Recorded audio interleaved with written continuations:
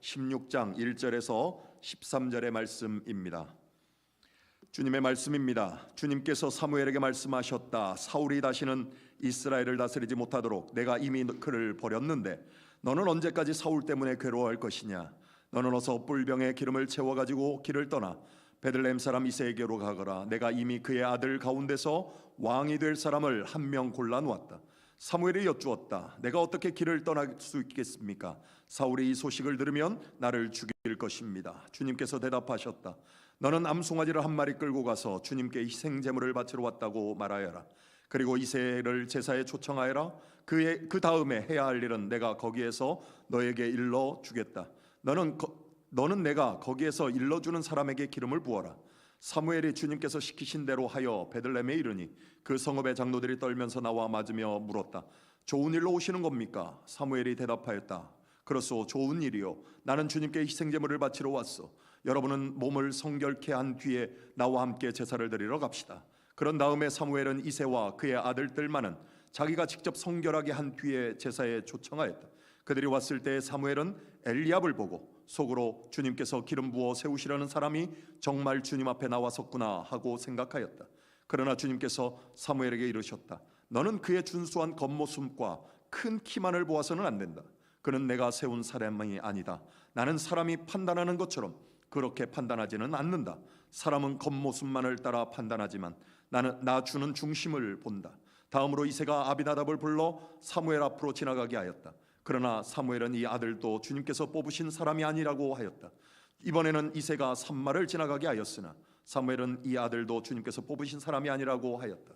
이런 식으로 이새가 자기 아들 일곱을 모두 사무엘 앞으로 지나가게 하였으나 사무엘은 이새에게 주님께서는 이 아들들 가운데 어느 하나도 뽑지 않으셨소 하고 말하였다. 사무엘이 이새에게 아들들이 다 온 겁니까? 하고 물으니 이새가 대답하였다. 막내가 남아있기는 합니다만 지금 양떼를 치러 나가고 없습니다. 사무엘이 이새에게 말하였다. 어서 사람을 보내어 데려오시오. 그가 이곳에 오기 전에는 제물을 바치지 않겠소. 그래서 이새가 사람을 보내어 막내 아들을 데려왔다. 그는 눈이 아름답고 외모도 준수하고 홍안의 소년이었다. 주님께서 말씀하셨다. 바로 이 사람이다. 어서 그에게 기름을 부어라. 사무엘의 기름이 담긴 뿔병을 들고 그의 형들이 둘러선 가운데서 다윗에게 기름을 부었다. 그러자 주님의 영이 그날부터 계속 다윗을 감동시켰다. 사무엘은 거기에서 떠나 라마로. 아멘. 우리 하나님 앞에 영광의 박수를 올려드립니다.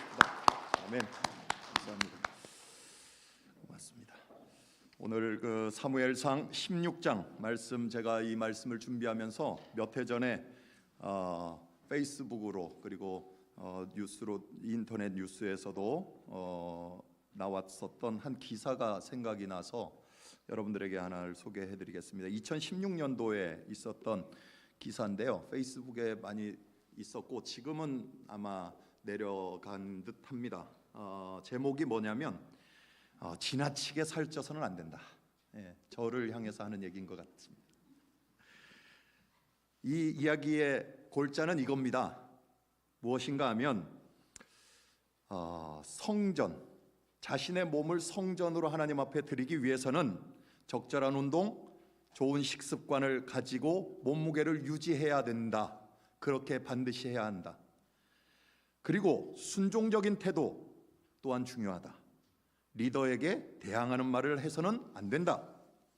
또 타인과 즐거운 관계 혹은 긍정적인 관계를 위해서 몸을 깨끗이 해야 하고 향기가 나야 된다. 우리가 보여지는 모습은 아주 중요하다. 왜? 우리는 회중들에게 제일 먼저 그들에게 보여주는 자들이기 때문에, 회중들이 우리를 제일 먼저 대하는 자들이기 때문에 교인들은 겉으로 보이는 모습을 중시한다. 그래서 첫 인상이 중요하다. 당신의 스타일이나 옷차림, 이러한 것들이 하나님께 존귀와 영광을 돌리도록 과하지 않고 불필요한 관심을 끌지 않도록 해야 한다. NCC 예배팀, 즉 새창조교회 New Creation Church 예배팀의 목적, 그것은 하나님의 기름 부음이 흐르는 분위기를 조성하고 그리스도의 몸을 세우는 것이다 라는 게 이 이야기입니다. 이것은 오레곤주의 한 대형 교회인 한 3, 4만 명이 모이는 교회입니다. 새 창조교회 뉴 크리에이션 처치라는 아주 그 지역에서는 유명한 교회인데, 그 교회가 2016년도에 페이스북을 통해서 혹은 지역 신문을 통해서 예배팀을 모집하는 그 지원 가이드가 바로 이거였습니다. 그 이야기가 페이스북 혹은 지역 신문에 이렇게 인터넷에 돌 때 그 아래 많은 사람들이 리플을 달았습니다. 댓글을 달았는데 그 중에 두 가지만 제가 소개해드리면 이렇습니다. 벤 로빈슨이라는 사람이 그 밑에 글을 달았는데 뭐라고 했느냐? 올드 스파이스, 혹시 아셔요? 남자분들 아실 텐데 미국의 유명한 향수 있죠. 그 스킨, 냄새 지독한 거. 그 올드 스파이스 향수를 사용하는 자나 식이요법을 하는 자들만 천국에 들어가는 세상이다. 그렇게 밑에 글을 달았어요. 그리고 조시 크랙은 이런 말을 달았어요. 이것이야말로 오늘날의 진정한 교회 문화를 보여주고 있는 것 같아 역겹다. 내가 과거에 대형 교회 스태프로 일했던 그 기억이 떠올라 참 안타깝다. 이 교회 담임 목사인 조셉 프린스라는 목사님이 지금 담임을 하고 있는데 그 부부가 하고 있어요. 그런데 그분이 이 가이드라인을 올릴 때 그런 이야기를 했답니다. 누구나 비즈니스를 할 때는 룰이 있다. 그 룰이 있는 것처럼 우리도 우리의 기준이 있다. 말하자면 젖은 머리를 하고 오거나 혹은 짙은 화장을 하고 교회에 와서는 안 된다. 이러한 것들이 다만 결코 부정적인 요소라고 하지 말아라. 왜냐하면 우리 교회만이 갖고 있는 문화요 룰이기 때문에 라고 이랬답니다. 아까 앞에 혹시 기억나세요? 뭐 영문이 너무 많아가지고 뭐 정신없어서 뭐 잘 모르실 수도 있습니다만은 참 이게 2016년 그 오레곤 주에 있는 한 교회의 예배팀의 모집 요강이었습니다. 저는 이 오늘 본문의 말씀을 준비하면서 그때 일이 생각이 나서 여러분들에게 그냥 이야기를 했을 뿐입니다. 육신의 날씬함 그리고 영혼의 살찜. 아마 육신의 날씬함을 가지고 예배자를 세운다거나 목사를 뽑는다면 저는 바로 탈락입니다. 오버웨이트에 멋있지도 않고 뭐 머리는 흰머리에 젊은 사람이 향수도 그렇게 짙은 아름다운 향기를 바라지 못하고 있고,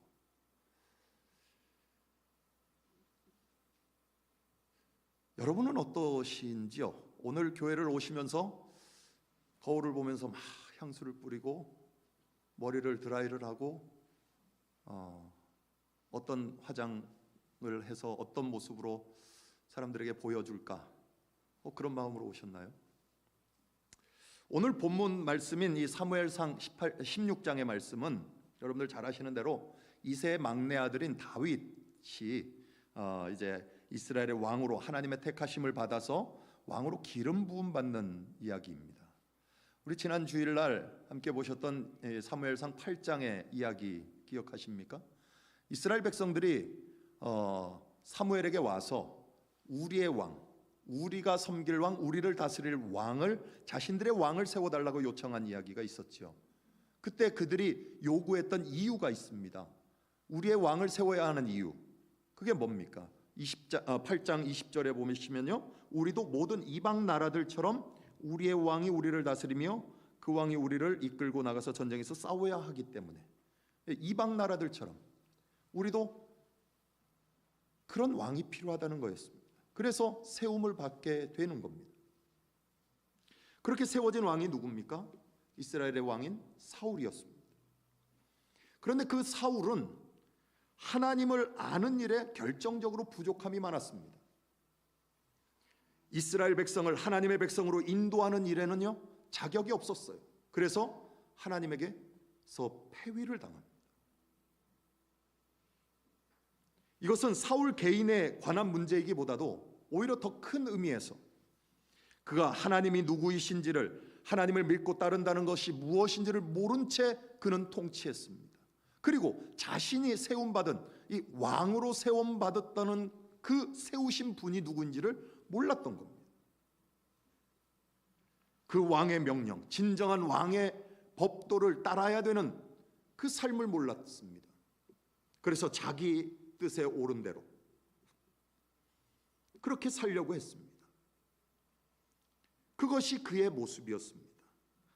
앞에서 보신 이스라엘이 우리의 왕을 세워달라고 한 이유, 그것처럼 그는 이방 나라들처럼, 다른 나라들처럼 피조물인 자신이 우쭐대고 날뛰는 그러한 권세를 부리는 삶을 살았던 겁니다. 그것이 이스라엘의 요구였습니다. 또한 사울은 그것이 왕으로 서야 하는 이유라고 생각했던 겁니다.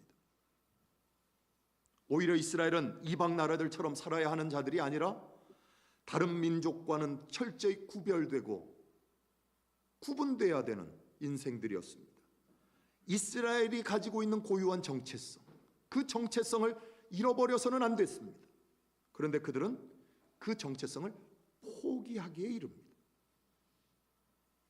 이제 하나님께서는 다윗을 통해서 온전한 신앙의 행보, 그리고 정당한 신앙의 본질과 내용을 가르치시려고 하는 겁니다. 우리는 이 본문 안에서 분명히 확인해야 될 것이 이겁니다. 더 중요하게 보아야 될 것. 인간 중에서 가장 괜찮은 사람, 더 나은 사람을 뽑았습니다. 이스라엘은. 그러나 그가 거룩하신 하나님의 신앙을 온전히 지켜낼 능력이 없었고 그의 신앙의 삶을 그렇게 살아갈 수 없었다는 것을 충분히 확인합니다. 사울이 세워졌을 때 어땠습니까? 사울은 어떤 모습에서 세워집니까? 사무엘상 9장에 가면요, 사울이 이런 모습이었어요. 사무엘서 9장, 상서 9장 2절입니다. 그에게는 사울이라고 하는 아들이 있었는데 잘생긴 젊은이였다. 이스라엘 사람들 가운데 그보다 더 잘생긴 사람이 없었고 키도 보통 사람들보다 어깨 위만큼 컸다고 그랬어요.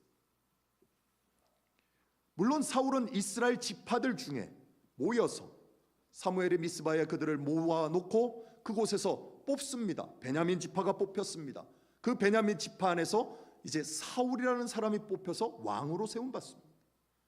잘생겼고 다른 사람들보다 건장했고 볼 것 많았던 사람입니다.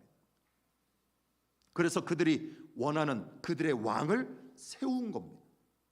그러나 다윗은 사울과는 달리, 즉 이스라엘이 처음부터 자신들의 왕을 택하여 세운 것과는 다르게 하나님께서 처음부터 간섭하시고 하나님께서 처음부터 친히 지목하여 하나님이 원하는 왕으로 만들어 가시는 것을 우리는 봅니다. 그가 어떻게 세워지는지 보십시오. 오늘 본문 사무엘상서 16장 12절로 13절의 말씀 한번 보실까요? 같이 한번 읽어보시죠. 그래서 이새가 사람을 보내어 막내 아들을 데려왔다. 그는 눈이 아름답고 외모도 준수한 홍안의 소년이었다.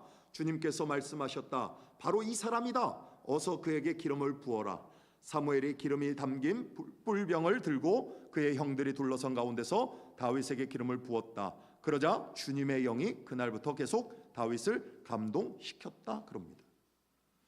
오늘 본문에서 보는 것처럼 다윗은 이새의 8아들 중에 막내입니다. 방금 보신 것처럼 다윗도 눈이 아름답고 외모도 준수한 홍안의 소년이었습니다. 용모가 빼어났습니다. 그러나 다윗이 하나님의 택함을 받는 그 이유는 이 이유 때문이 아니었던 거죠. 왜냐하면 이새의 아들들이 사무엘 앞으로 지나가는 일들이 앞에 나왔었지 않습니까? 첫째, 엘리압이 앞으로 지나갑니다. 그때 어땠습니까? 성경이 뭐라고 증언했죠? 6절 말씀 한번 보세요. 그들이 왔을 때 사무엘은 엘리압을 보고 속으로 주님께서 기름 부어 세우시려는 사람이 정말 주님 앞에 나와 섰구나 하고 생각하였다. 그러나 주님께서 사무엘에게 이르셨다. 너는 그의 준수한 겉모습과 큰 키만을 보아서는 안 된다. 그는 내가 세운 사람이 아니다. 나는 사람이 판단하는 것처럼 그렇게 판단하지는 않는다. 사람은 겉모습만을 따라 판단하지만 나 주는 중심을 본다. 그랬습니다. 엘리압 그의 외모가 빠지지 않았습니다. 준수했습니다. 키도 컸습니다. 누구처럼요? 사울처럼. 이스라엘 자신들이 왕을 세우는 자리였다면 아마 엘리압이 왕이 됐을지 모릅니다. 그러나 거기에서는 사무엘에게 하나님은 꾸중하십니다.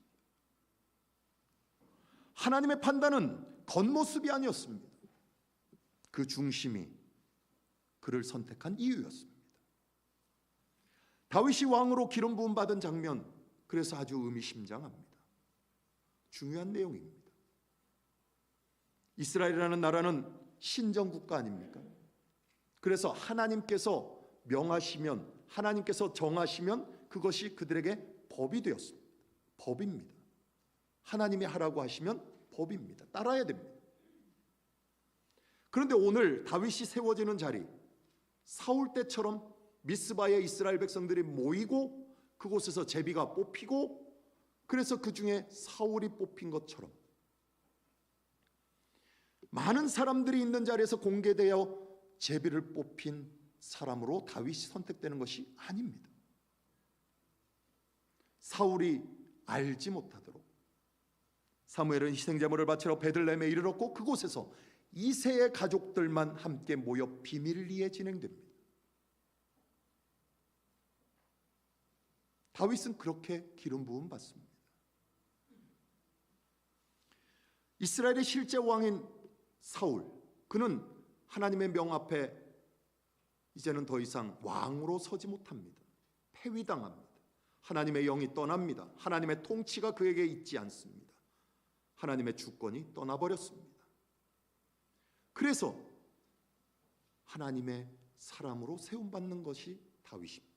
그런데 이 다윗이 거기에 기름 부음 받으면 다윗이 이제 왕이 되어서 왕의 통치를 이루어 가야 될 텐데 다윗은 바로 왕에 등극하지 못합니다. 왕이 되기까지 분명히 사무엘을 통해서 하나님의 법이 그를 왕으로 선택하여 세우고 기름 부음 받았지만 왕으로는 세움 받지 못해요. 오늘 우리가 보는 본문이 사무엘상 16장이잖아요. 사무엘상은 31장까지 있습니다. 그리고 사무엘하 5장에 가서야 다윗은 왕에 오릅니다. 그때야. 그동안은 그는 기름 부음 받아 하나님이 선택한 자였음에도 불구하고 왕으로서의 어떠한 능력을 발휘할 수 없었습니다. 왕이 갖고 있는 권세를 행사할 수 없었어요. 다만 그는 사울 왕 밑에서 다만 따를 뿐입니다. 그러면서 그는 고난을 겪습니다. 사울의 죽음의 위협도 겪습니다. 이게 어떻게 이스라엘의 왕이 됩니까? 왕이 받은 그 기름 부음 받은 권세가 어찌 그럴 수 있습니까? 그런 의미에서 다윗의 생애가 중요한 겁니다. 우리가 잘 아는 대로 16장이 지나고 17장에 가면 여러분들 잘 아는 골리앗과의 전투가 나와요. 그리고 나서는 다윗은 사울의 위협 속에 살아가요. 죽음의 위협도 겪습니다. 겨우겨우 살아납니다. 그 모습을 볼 때마다 우리의 모습과 같다는 생각 안 드십니까? 우리는 예수 그리스도를 믿습니다. 예수 그리스도를 통하여서 하나님의 자녀 된 그 특권을 누리는 자입니다. 성도의 약속을 부여받은 자들이죠. 하나님 나라의 상속자들이요, 그리스도와 함께 공동 상속자로 하나님 앞에 부름받는 자들입니다. 특권을 가진 자들입니다. 이제 하나님의 자녀로서, 아들, 딸로서 그 특권을 행사하면 됩니다. 그런데 우리의 현실은 고난입니다. 아픔입니다. 죽음입니다. 온 우주 만물을 다스리시는 하나님의 권세가 우리의 주권자의 권세임에도 불구하고 예수 그리스도의 권세 아래 택하여 하나님 나라를 향하여 나아가는 승리자들임에도 불구하고 우리의 현실은 이 세상의 권세와 질서 아래 제대로 그것을 누리지도 못하고 행사하지도 못하고 살아가는 자들입니다. 이런 다윗의 인생, 동일한 우리의 역사, 우리의 현실입니다. 우리는 그러한 삶의 자리를 결코 피할 수 없다는 것입니다. 왜 성경은 그래서 이 다윗을 기름 붓고 그 왕위에 오르기까지 그를 그렇게 놔두어야만 했을까요? 아니, 정말 그게 놔둔 일일까요?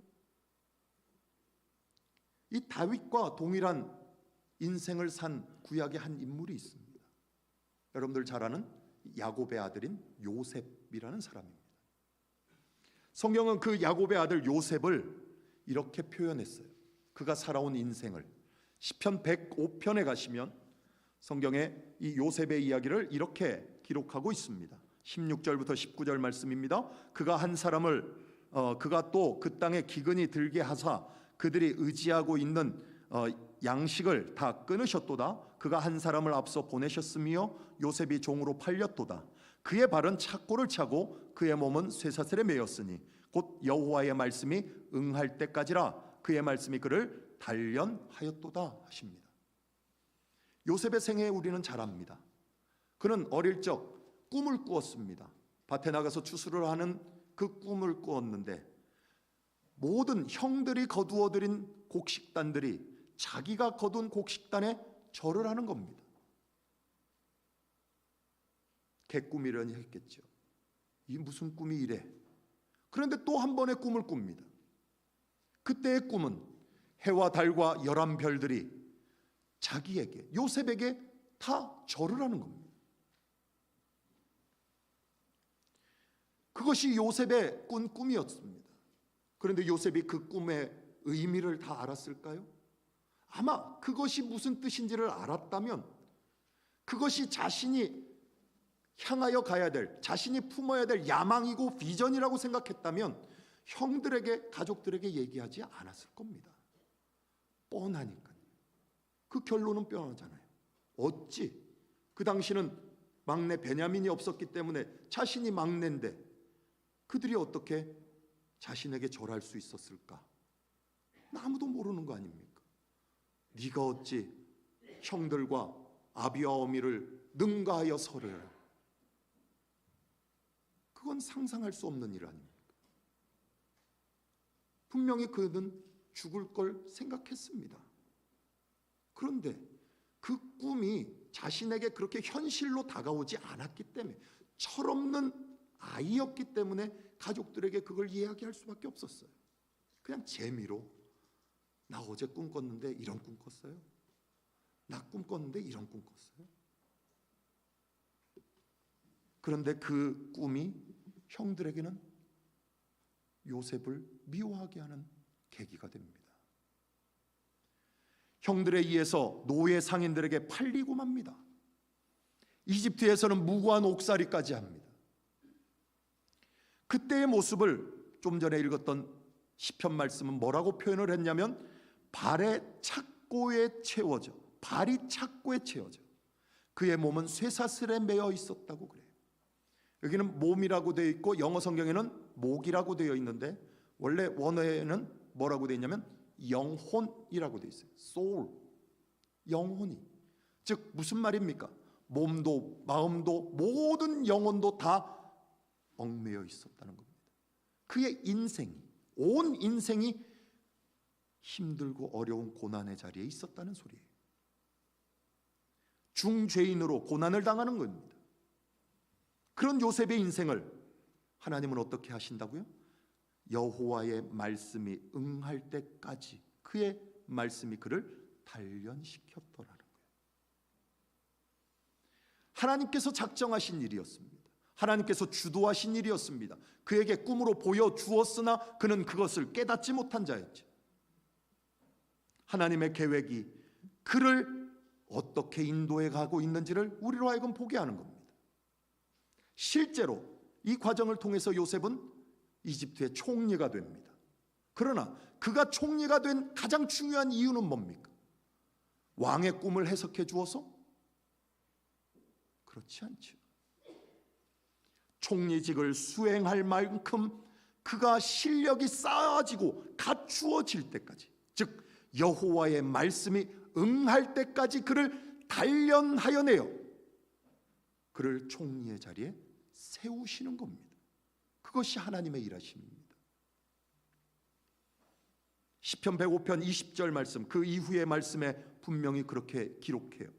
그렇게 세워진 요셉을 통해서 20절 이하의 말씀, 왕이 사람을 보내어 그를 석방하며 뭇 백성의 통치자가 그를 자유롭게 하였도다. 그를 그의 집의 주관자로 삼아 그의 모든 소유를 관리하게 하고 그의 뜻대로 모든 신하를 다스리며 그의 지혜로 장로들을 교훈하게 하였다고. 요셉의 생애가 바로 그렇게 됐었습니다. 요셉이 그걸 야망으로 꿈꾸고 비전을 꿈꾸어서 총리가 된 것이 아니죠. 하나님은 그를 그렇게 훈련시켜 단련시켜 총리의 자리에 세워 통치하게 하는 겁니다. 요셉의 생애가 우리 신자들에게 어떻게 다가옵니까? 여러분들에게는 어떻게 다가오십니까? 요셉의 고난과 죽음의 현실 속에서 그의 인생을 단련시키기 위해 하나님의 말씀이 응할 때까지 그 손이 결코 그를 떠나지 않으며 그의 인생을 결코 헛되이 보내지 않도록 그를 이끌어 가신 하나님이 계심을 여러분들 보이십니까? 요셉이 가는 곳마다 창세기서에서 분명히 이야기하듯이 요셉이 처해 있는 감옥에서든 노예로 있든 어떠한 상황에서든 성경은 요셉이 하는 일마다 다 형통하게 주님은 하셨습니다. 그럼에도 불구하고 그는 고난의 자리를 겪어야만 했습니다. 그래서 하나님의 말씀이 응할 때까지 그 말씀이 이루어지고 그 말씀을 통하여서 하나님이 작정하신 일을 반드시 하나님이 이루어내실 때까지 그는 하나님의 손에서 떠날 수 없었습니다. 그것이 요셉입니다. 그렇다면 저와 여러분은 어떻습니까? 우리의 아버지가 되시고 우리를 사랑하셔서 예수 그리스도를 우리 안에 허락하여 주신 그 그리스도의 삶에 서 있는 우리가 우리의 당하는 현실과 우리의 당하는 고통과 역경, 그러한 자리에서 그 하나님이 허락하시고 하나님이 붙들어내시는 이 영원한 약속을 우리에게서 떨쳐낼 수 있겠습니까? 그것을 무시할 수 있겠습니까? 하나님이 여러분을 택하셔서 그리스도 예수 안에 구원의 삶을, 영생의 삶을 허락하여 하나님의 자녀된 권세를 허락하여 주셨는데 그 주신 하나님의 영광의 삶을 누리기까지 하나님께서 그 손을 끊어버리시겠습니까? 그럴 수 없는 겁니다. 하나님의 말씀이 응할 때까지, 하나님의 말씀이 이루어질 때까지, 하나님의 약속이 반드시 우리 안에 채워져 완성될 때까지 여러분을 하나님 나라의 상속자로, 그 그리스도와 공동 상속자로 세워내기까지 하나님은 여러분의 손을 놓지 않으실 겁니다. 그것이 하나님의 일하심입니다. 여호와의 말씀이 응할 때까지 그 말씀이 우리를 단련시키실 겁니다. 오늘 우리가 함께 선포했던 금주의 말씀, 히브리서 5장의 말씀은요, 바로 그 예수 그리스도 안에서 그 모습을 확인하게 합니다. 오늘 그 말씀 다시 한번 보실까요? 히브리서 5장 7절에서 10절 말씀 제가 읽겠습니다. 예수께서 육신으로 세상에 계실 때에 자기를 죽음에서 구원하실 수 있는 분께 큰 부르짖음과 많은 눈물로써 기도와 탄원을 올리셨습니다. 하나님께서는 예수의 경외심을 보시어서 그 간구를 들어주셨습니다. 그는 아드님이시지만 고난을 당하심으로써 순종을 배우셨습니다. 그리고 완전하게 되신 뒤에 자기에게 순종하는 모든 사람에게 영원한 구원의 근원이 되시고 하나님께서 멜기세덱의 계통을 따라 대제사장으로 임명을 받으셨습니다. 예수님의 생애, 여러분들은 예수님의 생애를 떠올리며 무엇이 생각납니까? 내가 그 예수를 통해서 구원받은 내 구원, 그것이 가장 먼저 떠오를 겁니다.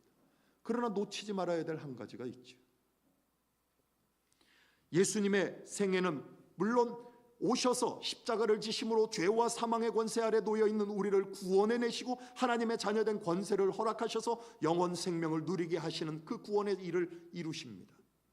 그러나 그 일을 이루시는 예수는 철저히 인간으로 오셔서 인간이 당할 고초와 고난을 친히 겪으신다는 겁니다. 우리가 놓치지 말아야 될 부분이 그겁니다. 인간으로 오셔서 하나님의 자녀, 하나님의 지음받은 백성이 어떤 존재인지, 어떤 삶을 살아가는지의 내용을 그 예수 한 사람을 통해서 이미 보여주시고 계시고 알게 하시고 그 일을 이루어가고 계신 하나님의 역사를 우리는 놓치지 말아야 됩니다. 참 인간이신 예수, 우리가 겪는 인간관계, 사회관계, 삶과 죽음, 기쁨, 배고픔, 슬픔, 아픔, 이 모든 것을 인간 예수가, 하나님이신 예수가 인간이 철저히 되심으로 경험하시는 그 일이 우리에게 있다는 것을 놓쳐서는 안 됩니다. 하나님께서 목적하시고 목표하시는 그 일, 즉 하나님의 백성으로 살아가는 삶의 모습이 어떠한지를 예수를 통해 보여주신 겁니다. 그 본입니다. 그 본을 보이신 모습이 좀 전에 읽었던 5장 7절의 말씀인 거예요. 다시 한번 보시겠어요? 우리 한번 같이 한 목소리로 읽어보십시다. 예수께서 육신으로 세상에 계실 때에 자기를 죽음에서 구원하실 수 있는 분께 큰 부르짖음과 많은 눈물로써 기도와 탄원을 올리셨습니다. 아멘이에요. 예수님은 하나님이십니다.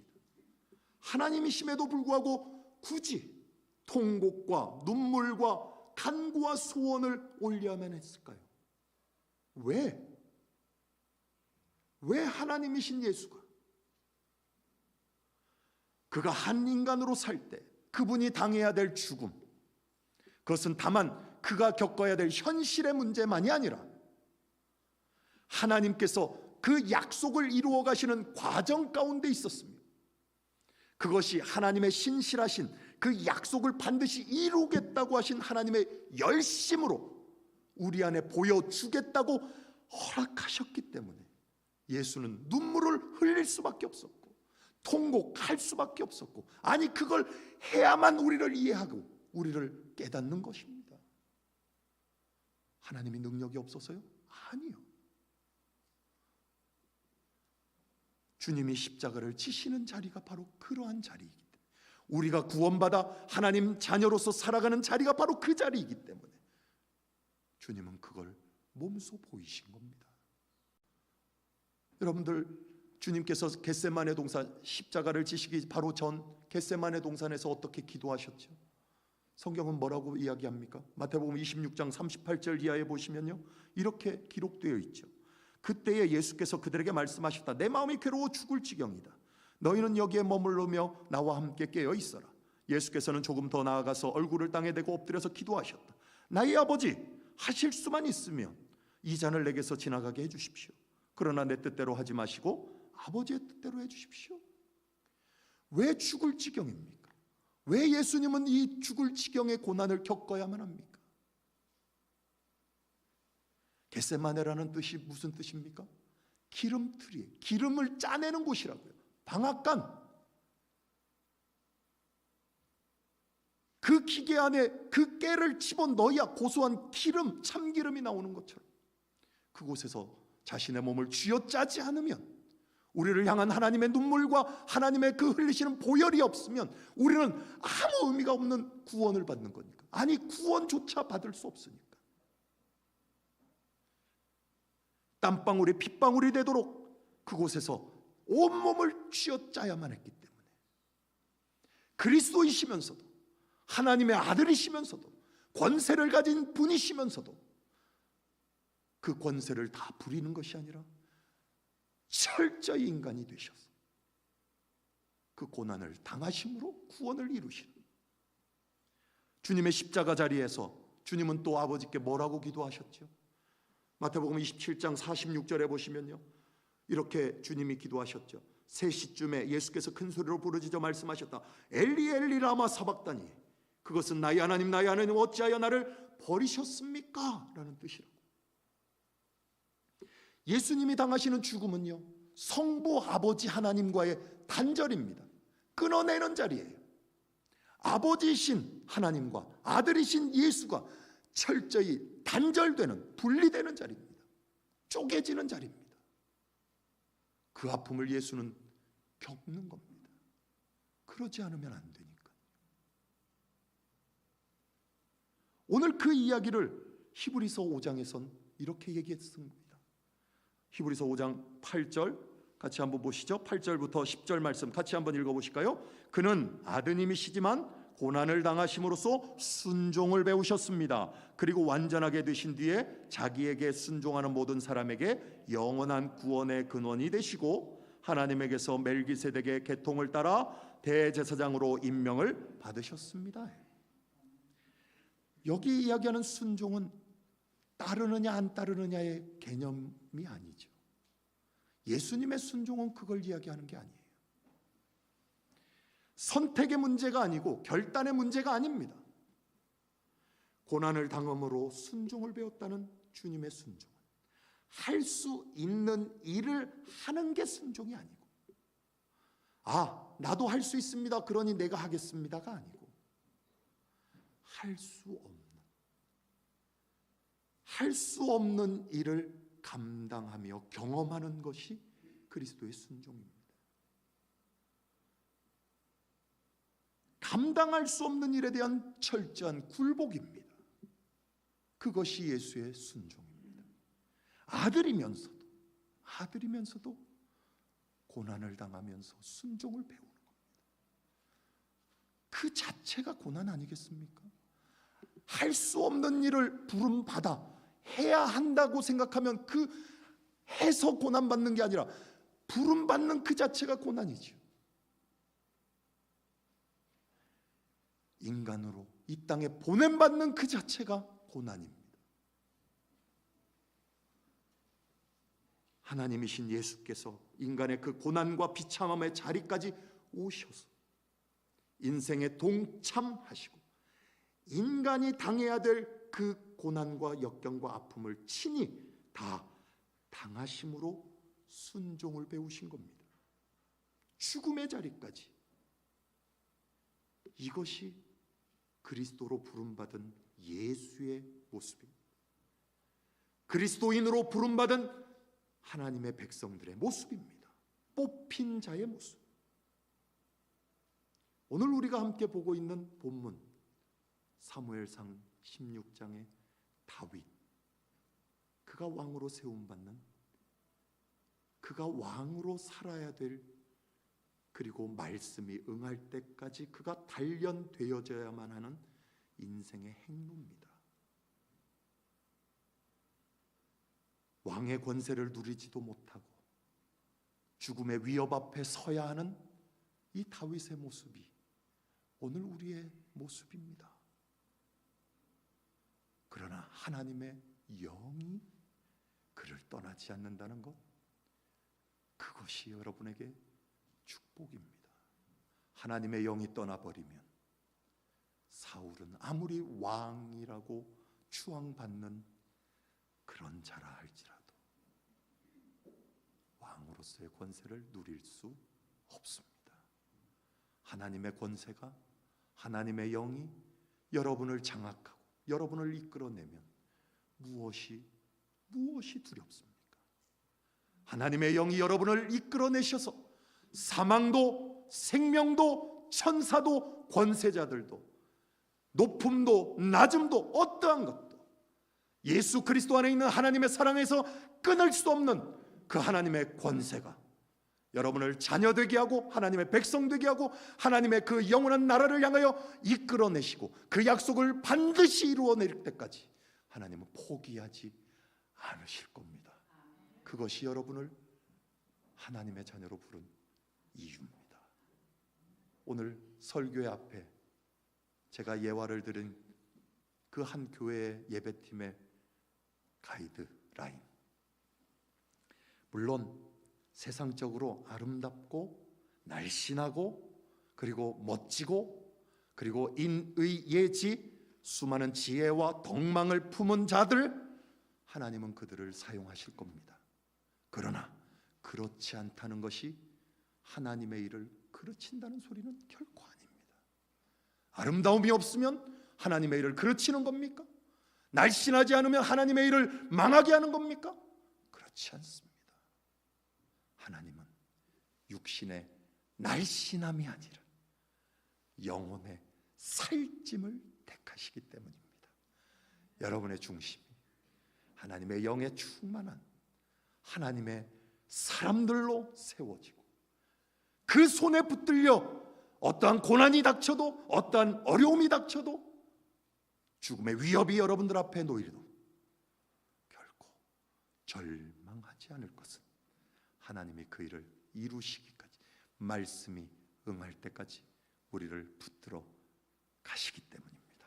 그것이 여러분의 삶의 복음이 되고 여러분의 인생이 바로 그 말씀 위에 서서 하나님이 찾으시는 한 사람, 그 예배자가 바로 여러분 자신들이 되어 하나님의 나라를 일구어 가시기를 주님의 이름으로 간절히 축원드립니다. 우리 말씀을 생각하며 묵상하도록 하십시다.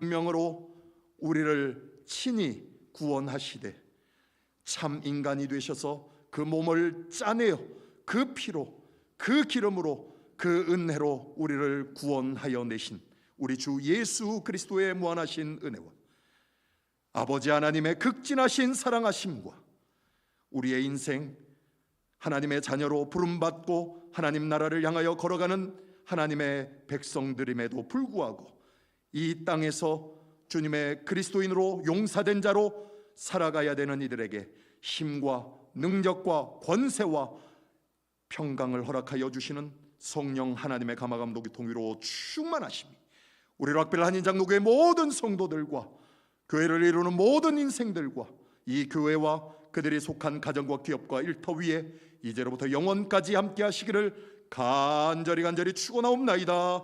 아멘.